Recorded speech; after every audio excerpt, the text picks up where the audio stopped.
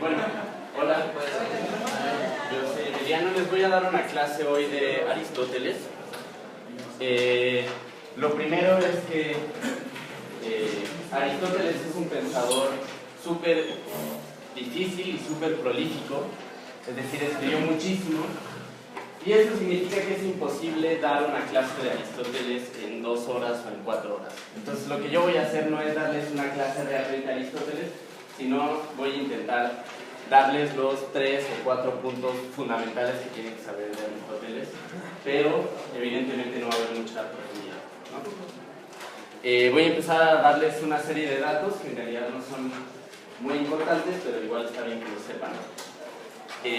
Aristóteles es un filósofo griego, obviamente, que nació en el año 384 a.C. y murió en el 322 a.C. Esto en realidad no importa, pero lo que es interesante es que Aristóteles vivió en un periodo de Grecia que se llama el periodo helenístico.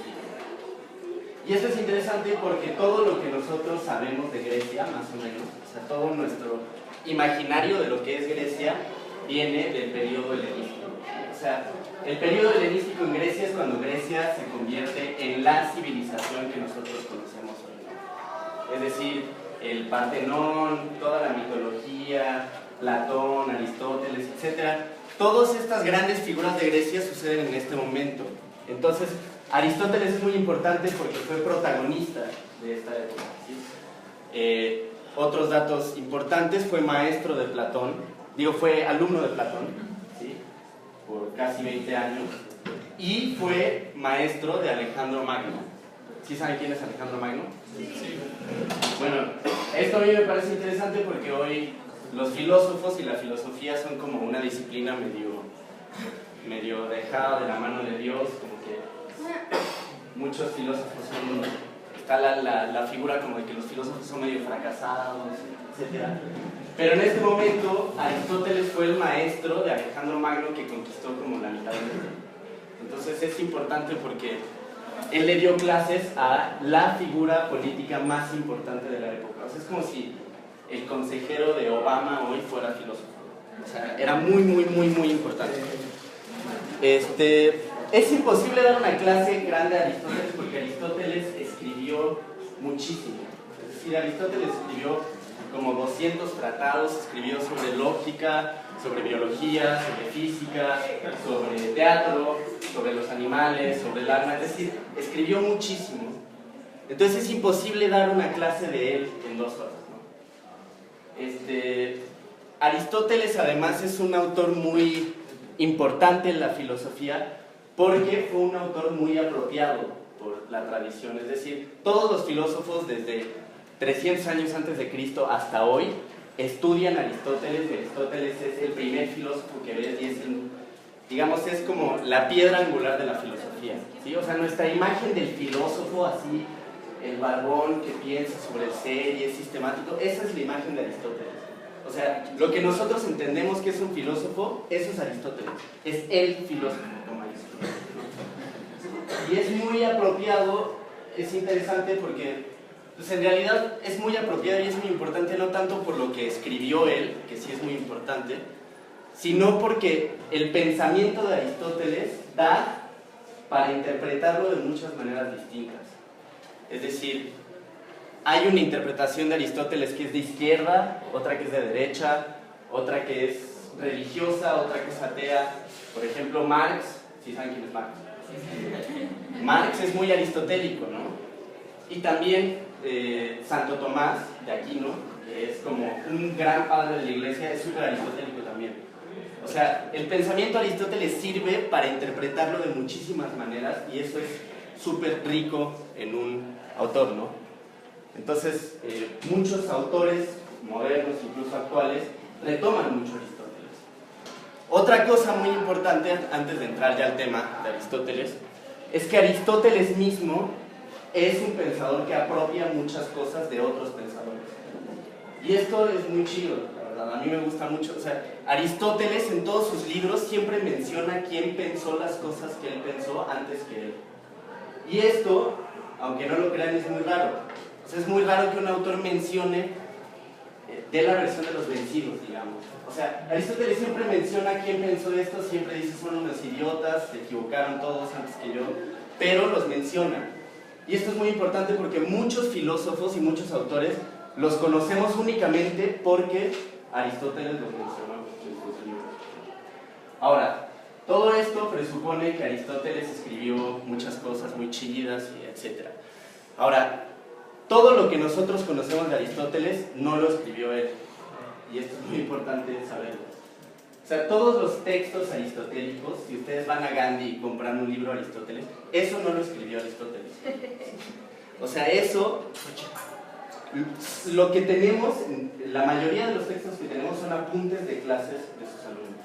¿Sí? O sea, es como si ustedes tomaran apuntes de la clase de Rinet y en 300 años después alguien recopila sus apuntes y dice que eso es de Rinet. ¿Sí? O sea, todo lo que conocemos son apuntes de clases. ¿Sí? Esto es raro porque en realidad no estamos leyendo lo que en realidad él quería decir, sino lo que un alumno de él interpretó de lo que él decía. ¿Sí? Pero tampoco es como con Platón y Sócrates, ¿no? ¿Sí? ¿Se acuerdan que Sócrates no escribió nada y todo lo que sabemos de Sócrates pues, es lo que escribió Platón? Pero ahí, pues, obviamente, Platón se inventa un buen de cosas, ¿no? O sea, son diálogos creativos y pues, obviamente no es que se acordó de toda la conversación en la que lo escribió. O sea, Platón inventa muchas cosas. Con Aristóteles sí es un poco más exacto porque son apuntes de clases. O sea, es bastante parecido a lo que él quería decir, pero no es lo que él quería decir. Ahora, ¿por qué Aristóteles es un pensador tan importante? Y esto ya es como el primer punto importante. Lo que introduce Aristóteles en la filosofía, o sea, la novedad de Aristóteles es que es el pensador del método. ¿Sí? Ahora, ¿qué significa que sea el pensador del método? O sea, Aristóteles es el primer filósofo que dice, hay una forma correcta de hacer filosofía. O sea, no se puede hacer filosofía así, pues, como uno quiera, ¿no? Hay una forma correcta y esta forma es la lógica.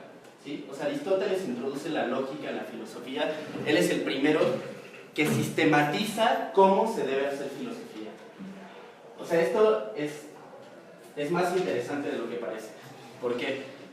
Porque antes de Aristóteles, en realidad, los filósofos no hacían textos filosóficos como nosotros pensamos que se hace la filosofía. O sea, para nosotros es súper inmediato que si uno quiere probar una idea tiene que argumentar, ¿no? O sea, si ustedes discuten con alguien y ese alguien no argumenta, pues obviamente no le van a hacer caso, ¿no? Pero antes de Aristóteles no existía esta forma de hacer filosofía. O sea, ustedes no sé si vieron Heráclito, Parménides, Platón. Si se dan cuenta, todos ellos no argumentan realmente. O sea, Heráclito pues, hace fragmentos, Parménides escribió en un poema, ¿no? Platón hacía como medio obras de teatro.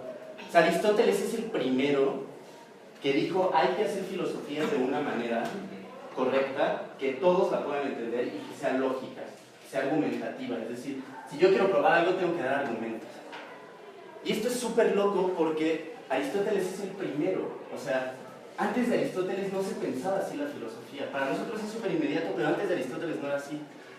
Esto no significa que Aristóteles inventó la racionalidad. O sea, obviamente antes de él la gente sabía pensar. Pero él es el primero que establece las reglas. ¿Sí? O sea, Aristóteles tiene muy claro que todos sabemos pensar, ¿no? Y todos pensamos, pero pues para nosotros el pensamiento es una cosa bien rara y errática. O sea, ninguno de nosotros está pensando y piensa que está pensando con reglas, solo piensa. Y Aristóteles dice, sí, pero es que como pensamos tiene reglas. O sea, es el primero que dice el pensamiento tiene reglas. Hay una estructura de cómo pensamos. Y esto es interesante. O sea, si ahorita hubiera una forma de ver cómo todos ustedes están entendiendo lo que yo digo, seguramente todos lo estarían entendiendo más o menos parecido. O sea, no es cierto que todos piensan diferente. Si yo pudiera ver el pensamiento de todos, sería muy similar, ¿no? O sea, obviamente hay diferencias. Cada uno tiene una historia distinta, etcétera, que puede dar flojera o no, etcétera. Pero la estructura de pensar es más o menos la misma. Y esto es lo que descubre Aristóteles. Entonces Aristóteles va a dar una serie de reglas de cómo